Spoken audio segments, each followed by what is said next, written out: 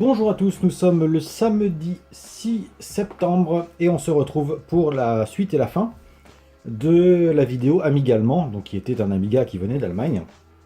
Donc on avait vu le remplacement du clavier pour le passer donc en AZERTY, puisque d'origine évidemment c'est pas de l'AZERTY. Hop. Ensuite, alors le 1200 va servir principalement pour faire du WHD load.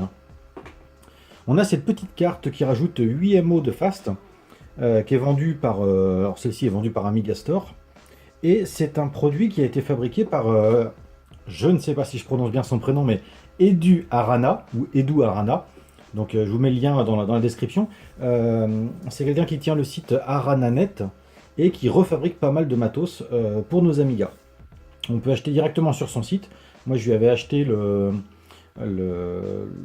petit ustensile qui permet d'utiliser un telnet sur un Amiga pour que l'affichage des diagrammes se fasse sur l'écran de l'Amiga.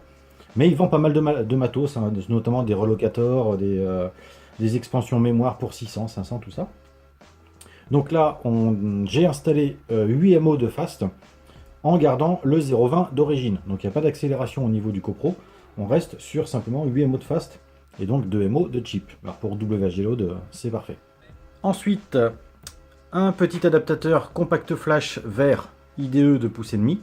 Alors celui-ci est pas mal parce qu'il décale bien la compact flash. Il a une LED témoin.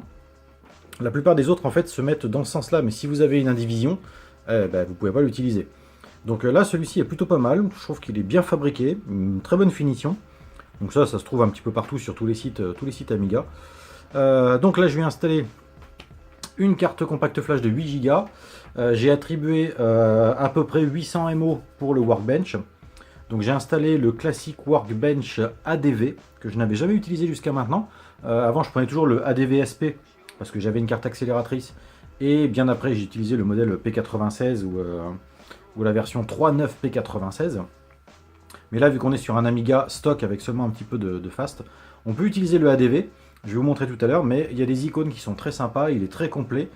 Il est réactif, donc ça vaut vraiment le coup. Donc à peu près 800 MO pour le Workbench, une partition Work de 200 MO. Ça c'est pas obligatoire, mais des fois il y a des programmes qui vont vous demander une partition Work. Et ensuite une partition qui fait à peu près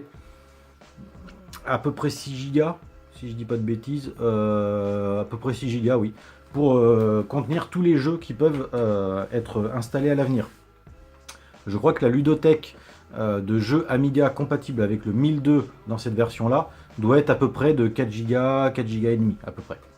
Donc qu'est-ce qu'il y a d'autre à dire? Eh bien pas grand chose. Donc le travail qui a été effectué sur celui-là, ça a été un RetroBrite sur la coque. Je vous en parle pas parce que je vous ai déjà montré plusieurs fois les RetroBrite. Le remplacement du clavier, l'installation d'un adaptateur compact flash, d'une compact flash, l'installation de l'extension, et on va voir tout de suite à l'écran ce que ça donne. Allez, on démarre la machine. Pour information aussi, pour ceux que ça intéresserait, la carte d'extension qui rajoute les 8 MO de fast, elle est disponible donc sur Amiga Store, et il faut compter 70 € hors frais de port. Voilà, juste pour donner une idée.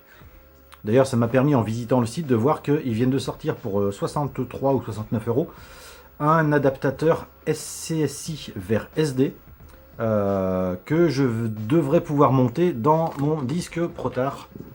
Voilà, celui-ci, hein, le Protar A500 HD, que je n'utilise pas puisque dedans il y a un disque SCSI d'époque, qui est donc vieux, qui est très lent, très bruyant, qui chauffe. Donc tant qu'il est en fonctionnement, je tiens à le garder. Donc j'aimerais bien pouvoir le remplacer par une carte SD, mais ça ce sera un autre sujet. Donc voilà comment se présente l'ADV. Donc on a des icônes en couleur qui sont plutôt jolies. On va conserver les menus contextuels, menus déroulants.